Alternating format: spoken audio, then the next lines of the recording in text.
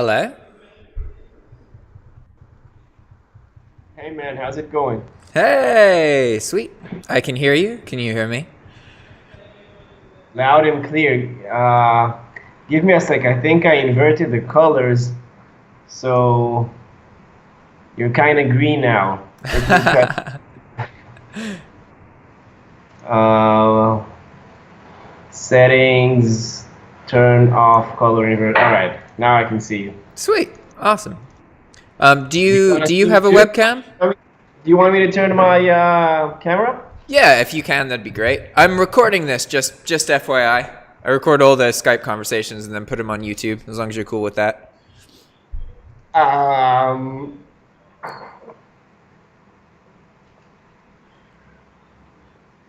hey, Hey. Sweet. so how's it going for you? How do you like Nicaragua so It's far? fucking amazing. it's Really?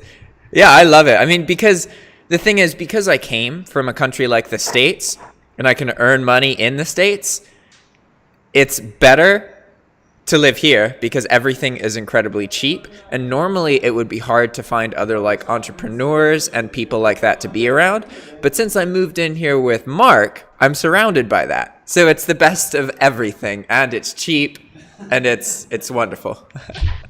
Awesome. I've been doing internet marketing for years now. Thing is, I kind of find it hard to get away from my family, though I can. I stay close. My parents live like 10 minutes from me, 10 minutes in Yeah, my car.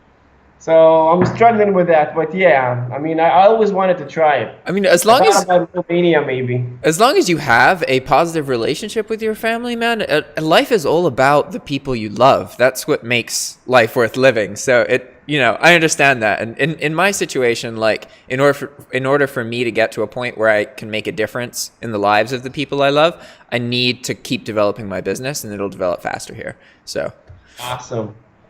I really appreciate that, man. Way to go. Cool. so So what do you want to talk about today? yeah, here's the thing. So I've been doing internet marketing for a couple of years now, and I'm pretty successful at it. I have an SEO firm. So I kind of want my fiance to stay at home with me, and I want her to get an internet marketing job.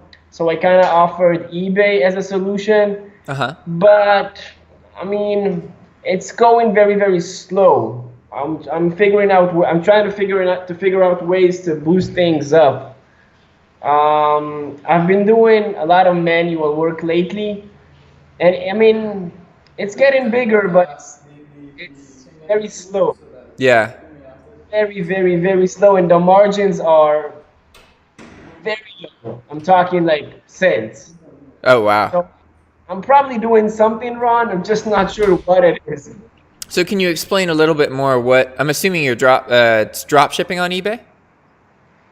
Yeah, so what I did so far was I've used several like market research softwares, Okay. and I found products that are selling well, and I just copy these products one by one. I tried to change the title sometimes or change the pictures, but overall I just copied these products and made new listings. See, thing is, there were like at least 10 or 20 or sometimes more other competitors that are doing the exact same thing. So Yeah. I find it hard to make sales, especially with my account having only like 1,200 listings as a limit. Yeah. Yeah, so you're doing all this manually? You're not using any kind of software? Um, uh, I use the lister, and I'm using a monitor and a lister, but the Okay. research part is, I mean, it's half manual, it's half automatic because I'm Uh-huh. trying to change the titles, I'm trying to change the images. What Half automatic would be appropriate. what lister and what repricer are you using? I used until a week ago. I used DSM, Uh-huh. and a week ago I started using the Hydra lister along with SKUgrid. Okay. So you're using the single item poster in Hydra lister? I'm assuming? Yeah, Okay, yeah, gotcha, yeah. gotcha. And so far, I only used Amazon and Walmart, and the competition on Amazon is fierce. I Yeah. mean, literally. Amazon and Walmart are like the majority of drop shippers use one of those two sources, and most of them use Amazon. And the ones that don't use Amazon usually use Walmart. And then there's a bunch of other sources that way less people use. In your opinion, is it smart to use Amazon and or Walmart? I mean, taking into account the amount of competition. Honestly, it's a hard question to answer because your ability to be successful drop shipping has a lot to do with your experience and you knowing what kinds of items sell at what times of the year, and also knowing what the yearly trends are. And it takes like 2 years to get to a point where you've experienced the fluctuations so you know what to expect. If there's more competition, obviously it's not as easy. But that being said, I use Walmart exclusively. And there's a lot of people who don't use Walmart because of the competition, but like it's the only source that I use. And this is a difference in my mentality versus others, is that like bulk, it's harder to be profitable. There's more things that can go wrong, but bulk will teach you more in a couple months than you'll learn from manually or doing like optimized postings in like 2 years, because you get so well. Yeah, the thing is, you don't have to do any product research with bulk. Obviously you can do product research and apply bulk and then earn money that way, but you can also just post 10, 20,000 items once you're able to do that, and make sure that there's a variety to it. And then the seasonality of items just gets shown to you, right? Because you don't have to spend time figuring things out. You just see the results. And that's the main reason that I do bulk, and what I've talked a lot about in my YouTube series is that it doesn't, you have to be careful from making assumptions about why things are happening. When you're optimizing, usually, it's 5-10 minutes per listing. That means that, it takes a while to post your listings. And so you can make conclusions once you have, 100 or 200 listings, but the results that you get are going to be determined by the things that you picked to post. And you're not necessarily going to know that that's what's going on, right? But when you bulk, you just have so many items that it just is shown to you, and you can rely on it. Oh, okay, people buy this kind of thing, It makes it much easier to just try something and see what the results are instead of thinking about it and assuming, right. You know what I mean? So letting the market show you instead of guessing. Exactly, yeah. So if someone had the patience and they didn't need the money right away, the best way that I think to get into dropshipping is to run some kind of bulk account where you're not expecting to earn money. You're looking at it as if it's teaching you. Just like going to university costs, like, at least in the States, it costs between $50,000 and $200,000 to get a degree for 4 years. If you dropship for 1 or 2 years and lose like $2,000, but that puts you in a position where you can make tons of money. You know what I mean? Like it's an interesting mentality, because when you look at like getting an education, people spend tons of money. But when you look at drop shipping, people are always like, oh, how much money did you earn in your first month? How much money did you earn in your second month? How about your third month? And you have to be really careful that you don't focus on earning the money, because it's all about educating yourself and getting that experience. It's not a matter of, can this work? It's a matter of, it does work. How do I get the experience to know exactly how to make it work, right? Right. So I kind of noticed that, just for an example, that Americans like love inflatables and outdoor kind of stuff at the summer. Or am I wrong here? Just something I noticed myself. Yeah, I mean, inflatable stuff does sell. I've sold inflatable things overseas, to the States. I haven't, so there's, dropshipping's complicated, because with every subject, there's a bunch of people who believe that one thing's true, and then there's a bunch of people that believe that another thing's true. And so in regards to this subject, I know of two different sides. On one side, there's people who pay a lot of attention to the seasonality of items. So they know it's the summer. So they're going to post things related to the summer right before the summer, like inflatable stuff, yard stuff, all that kind of shit. But then on the other side of the argument, there are people who believe that it doesn't make sense to post things that only sell in certain times of the year. The best thing to do is to find items that sell all year round and then to post those and to establish a base that way, right? So it's hard to know. It's all about developing your own kind of style. And really what matters is what keeps you in the game and keeps you interested, because that's going to determine whether you're successful or not. Even if you earn $1,000 this month, if you stop and you don't keep going, it doesn't fucking matter, you know? It's better to stay in the game in the long run, because that's how you really get to success. Right. Where do you find yourself? At the seasonal niche or at the evergreen niche? Which one do you personally, prefer? I don't really do much targeting with my listings. The way that I post items, I don't even know what the item is. I just look at its price and its shipping speed. Because the whole premise of my business right now is I'm trying to, so I got a really big account, right? I developed my eBay account to the point where I basically don't have any limits. So then I was like, all right, how do I start taking advantage of the size of my eBay account? So the first thing I thought was, okay, now I can post higher priced items, right? Because there's less competition for higher priced items because people have account limits. So they can't post a whole bunch of them, right? But I can. So I tried doing that. And I did get more sales, but there's also exponentially more issues and problems with cash flow. And there were times that like 2 or 3 returns would get opened up in a period of a couple hours, and my PayPal account would have $1,000 less than what it had before.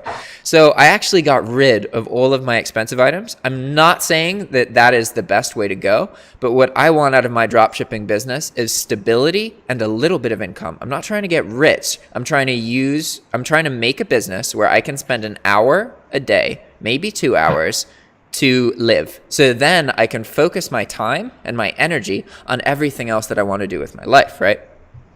So what I decided to do, instead of targeting those higher sale items, is now I only post items from Walmart that cost less than $35 and ship with 2-day shipping. So the reason I do this is because every time an item gets priced, it's priced to pay $6 for shipping. And so I can set it up so that my default quantity is 10. And what I'm trying to get to happen is have these multi-quantity sales where somebody buys like 5 or 6 of a single item. Because one, there's less competition for that, because most people's default quantity is 1, maybe 2 or 3, not 10. They don't have the account that big, right? And the reason that I'm really trying to push these sales is because the profit margins on them are absolutely insane.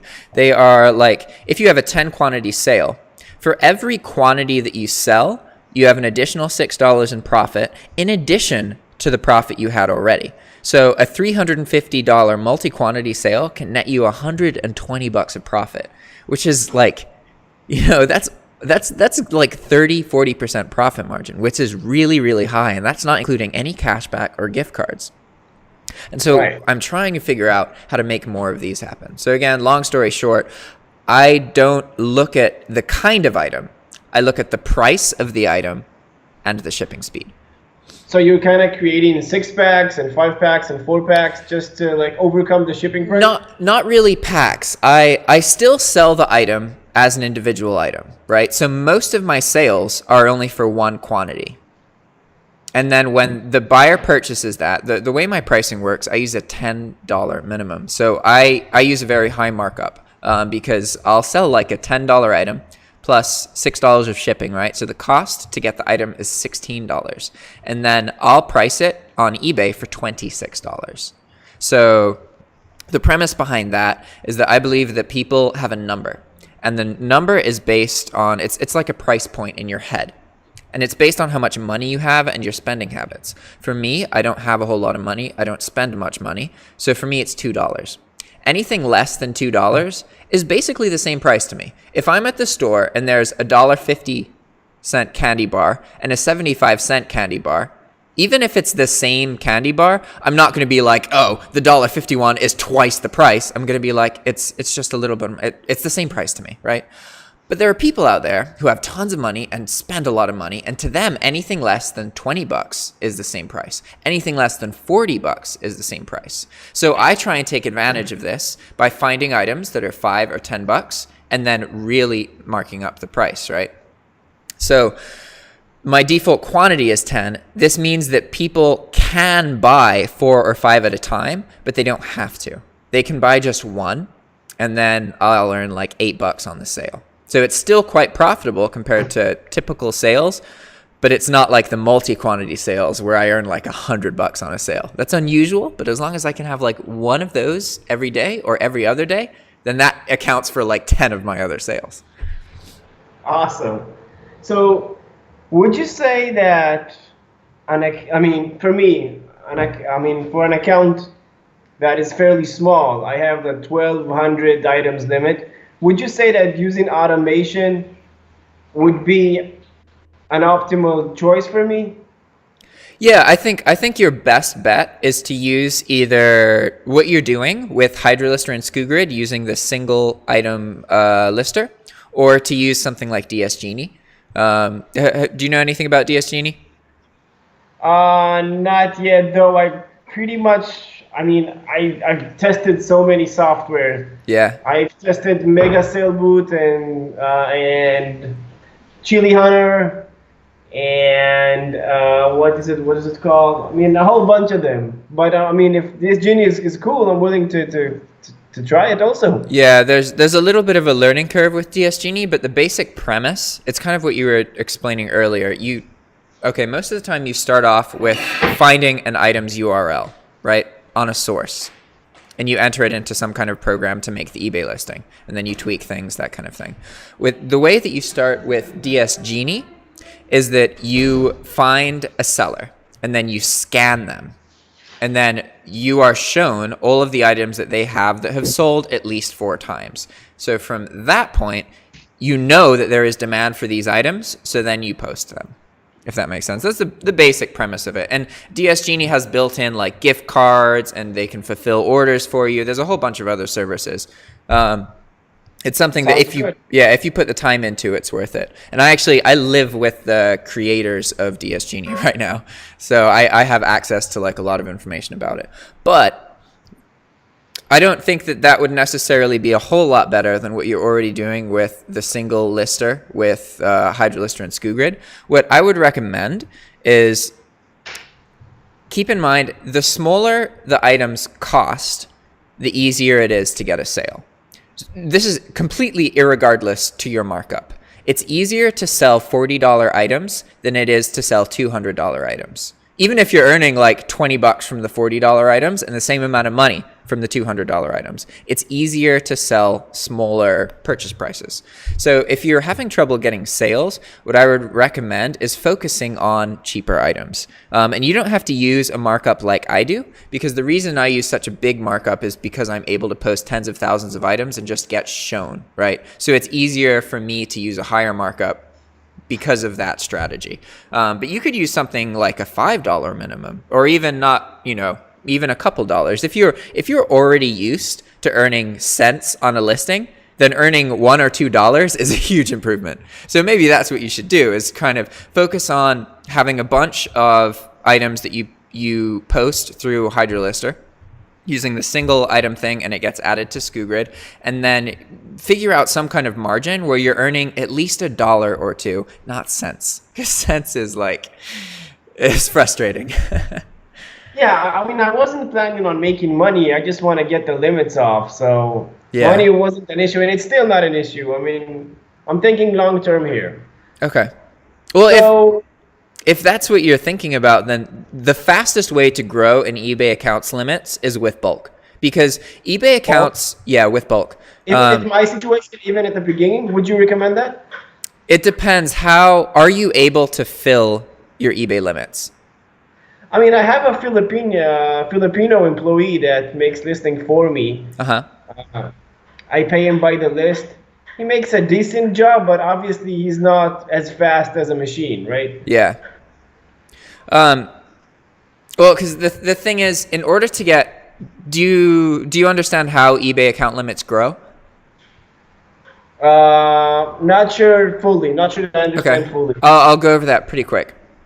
So you have 2 account limits, unless you have a grandfathered eBay account that was created before like 2004, in which case you have no account limits, which is really, really valuable. But most people have 2. There is a quantity limit and then a dollar limit. Okay. So the dollar limit is, how much you can have posted at any given time, and then also plus how much you've sold for the month, but that usually doesn't matter a whole lot. In order to grow the account limits, you have to call eBay once every 30 days and request an increase. In order to get an increase, you need to be using at least like 75% of your current account limits. So when you first start off, that's pretty easy. But as you get a bigger account, it gets very hard to fill those up. So that's why bulk makes it fastest, because as long as you're not producing like negative experiences for buyers, you can always just very quickly just max your account, right? The idea is that you want to max it with items that are at least breaking even so that you're not paying a bunch of money, But if you are looking at it as, oh, I'm paying to grow this account, you could easily do that with bulk. And the fastest rate that you can grow per month is about 100%. So there are ways to grow faster than that, because what I just talked about is how to manually get a bigger eBay account. Like I said, every 30 days you call, you get an increase. It can be up to 100% as long as you're using most of your account limits already. However, if you have established for about 90 days a selling history, then eBay will give you these automatic account increases. And the automatic account increases are huge. I went from it was something like being able to post 200,000 items to being able to post 1 million items. Just overnight. And you don't have to apply for these. eBay just sees that you have a consistent history, and they don't really care. Like a lot of people, have you heard about a sell-through rate? Yeah, Okay. I think so.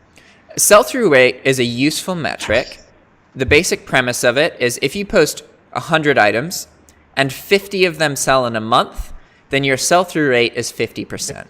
Okay? It's a useful metric to understand how your eBay store is performing, and it's something that's used a lot in optimized format businesses. But a lot of people make the mistake of thinking that eBay looks at your sell-through rate. They're not? They do. I mean, okay, my store, my sell-through rate is a fraction of 1%. Okay, most gurus and counselors and teachers tell you that anything less than like 60% isn't where you're a failure, basically, right? And they tell you that eBay looks directly at your sell-through rate and they won't give you increases and they'll put your account in bad standing, that kind of thing. And it is complete bullshit, because if it was true, I could not exist. I have never, ever once had any eBay rep tell me anything about the proportion of posted listings I have versus the sales that I get. All that eBay cares about is that you're producing positive experiences for the buyer. You're not canceling orders, or at least you're not claiming that you're out of stock. You can cancel orders and just claim that the buyer requested it, and that's fine, which is stupid. But anyway, that's another thing. And then also that, eBay cares about that, not canceling orders. And, that you're paying the bill. Because ultimately, you're paying for the insertion fees. So in there, I pay eBay like $7,000 a month. Like, it's a lot of money. No, an insertion fee is about $3,000. So the rest of it is final value fees. But I know with absolute certainty, eBay does not give a fuck about sell-through rate. It is a useful metric to understanding how your business is doing, but it is by no means a metric that is directly looked at, if that makes sense. So that's why even if you're not producing sales, you can use bulk to max your account very quickly in a couple of hours and then keep getting these limit increases. And then you could just forget about bulk entirely and just hire a bunch of VAs and do optimization and just max your account that way, because then it's really profitable. That's like kind of, once you have a big eBay account, you always have the option of training virtual assistants to post optimized listings and selling that way, because that really is profitable. It's just more work. And so that's a kind of situation I'm at right now, where I have a huge eBay account. If I put the time and work into it, I could make tons of money.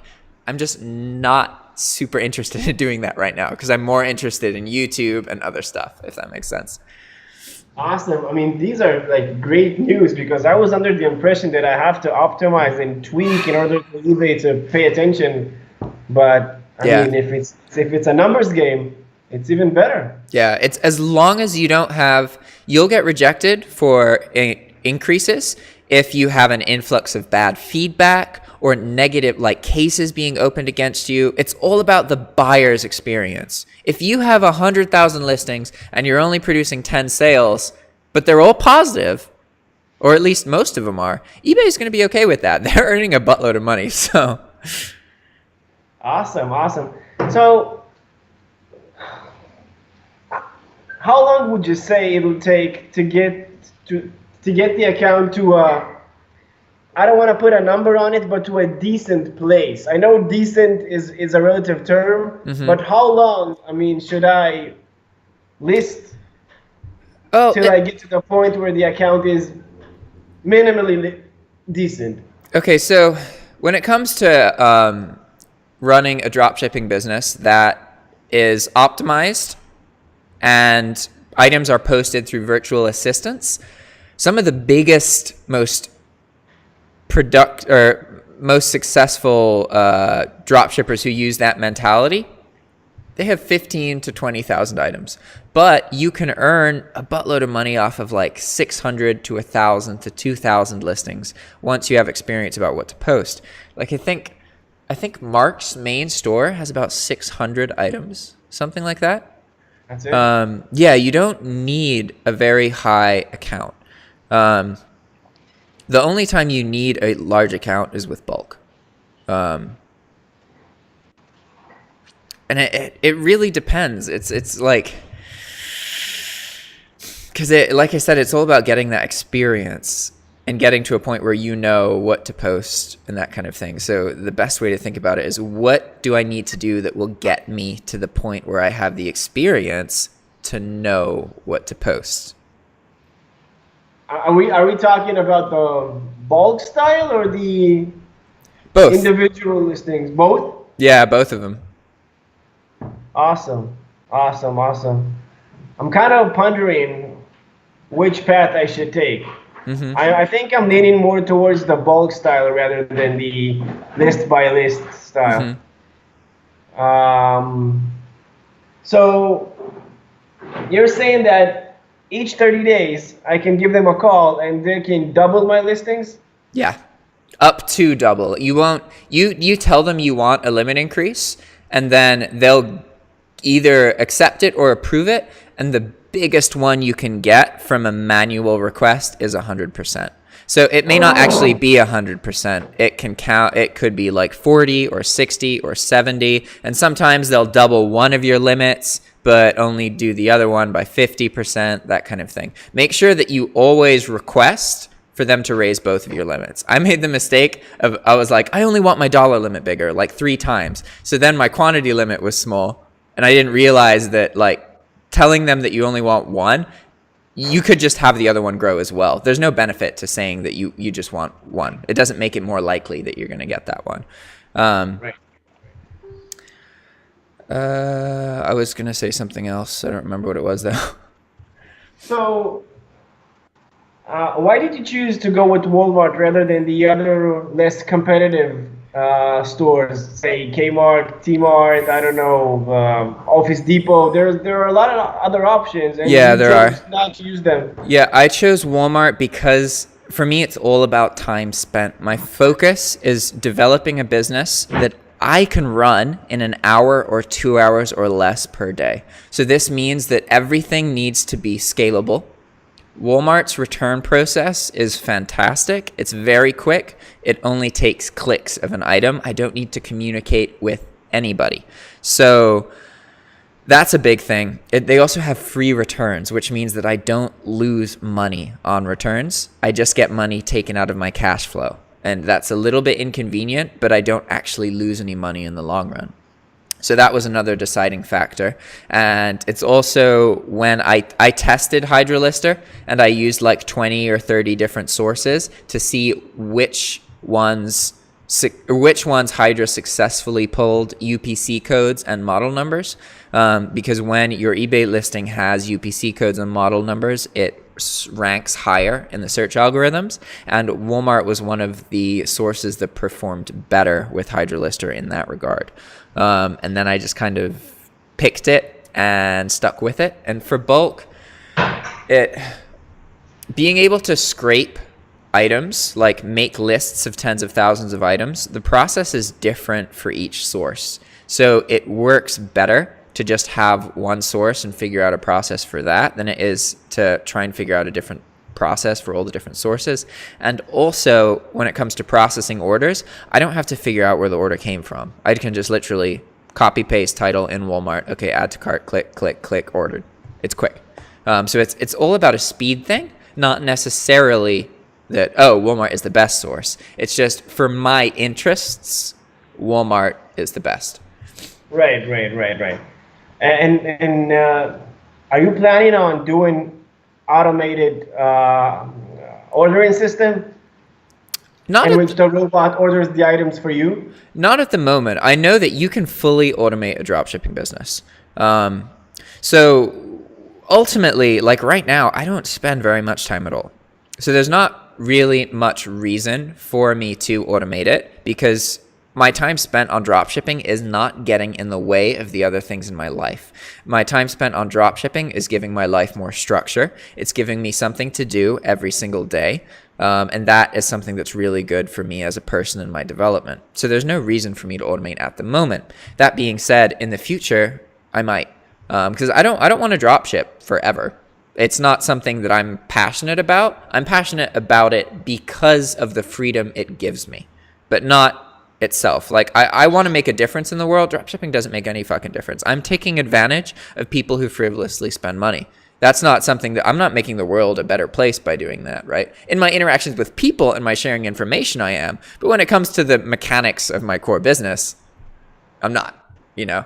So the idea is to use dropshipping so that I can get to a point in my life where I can focus on the things that I love and make a difference in the lives of those that I love, and have the time to spend it with people, because ultimately your life is about the time that you spend with the people that you love. That's what really matters. Absolutely. And the time that you have is the only resource that is actually limited. Money is not limited. The amount of sales you're making is not limited. Your time on this planet is. Yeah. Yeah, you have as long as you're alive, and that's it. Awesome. It's been great. I think I took a lot from you. I think I'm going to use your bulk style method. Oh, you just got froze. Oh, you're back with me. Oh. So I have at least 6 to like 12 months till my account gets to a decent place. I mean, that's the kind of number I'm getting at. Yeah. I'd say that's an accurate assessment. And if you're doing bulk, you're going to learn faster. So you'll be in 6 to 12 months, you'll be in a better place than if you're just optimizing. And say that bulk doesn't work profitability wise, it will get you to the point where you have the experience to run a profitable optimization format business. Right. I mean, I love the way you're putting it, because it's in a way it's reverse engineering. You're putting everything out there, then you see what works and optimize that. Yeah. Which is incredibly smart. I just had an aha moment. Sweet. Yeah, you take away the kind of ambiguity and vagueness of it by doing that. Awesome. All right, so I think I have everything I need to get going, right? Brilliant. Thank you so much for your time. Oh, no, thank you. This was very informative, and people will like this, because I haven't done a whole lot of dropshipping videos recently, so I'm trying to do more of them. And I'm in the middle of reformatting my YouTube channel, There's going to be 3 parts of it. There's going to be the drop shipping stuff. Then there's going to be the stuff about my life, troubles, travels. And then there's going to be, because I play video games. So since I'm already playing them, I may as well be streaming them. So then there's also going to be that part. But that's separate from everything else. So I have to kind of set my YouTube account up so that it's easier to navigate. Because right now it's like, there's like 300 something fucking videos. Like it's very confusing, and there's tons of variety in content, and I'm trying to work on making it more accessible to people. Awesome, awesome, awesome. Sounds cool. All right, so it was awesome. Honestly, I learned a lot. Thank you very much for that. Awesome, man. No worries. Thanks. Later. Thank you. Bye-bye. Bye-bye.